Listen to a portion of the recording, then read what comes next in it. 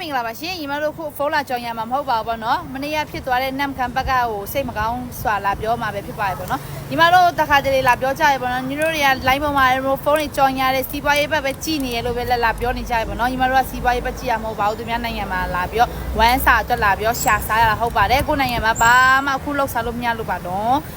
မနေ့ကဆိုလို့ရှိရင်စုံထားတဲ့ကလေးတွေလည်းရှိရနော်ကလေးတွေရောလူကြီးရောအသက်အမျိုးအရွယ်တင်တွေရောလူပိုရောအကုန်လုံးပါရပေါ့နော်ကြီးရတယ်နည်းစိတ်မကောင်းပါဘူးနော်နည်းနည်းတော့မဟုတ်စိတ်တော့အရင်မကောင်းပါဘူးပေါ့နော်ဒီမှာလို့ပြီးတော့နန်းခမ်းမှာနေတဲ့တွေပေါ့နော်တတိအထူးတတိထားကြပါလို့ပေါ့နော်ဒီဆိုင်ကြပါဒီကနေပြောယုံနဲ့ဘာမှမတတ်နိုင်ဘူးပေါ့နော်ညီမတို့လည်း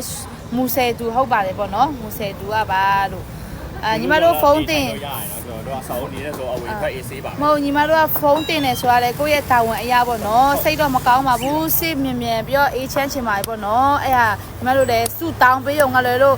တနက်ကြီးကြိုင်ပြီးတော့တို့တိုက်လို့လည်းမရပါဘူးပေါ့နော်အဲ့ဟာကြောင့်မလို့ပါစုတောင်းပေးရုံကလည်းလို့ညီမတို့လည်းဘာမှလုပ်ပေးလို့မရပါဘူးပေါ့နော်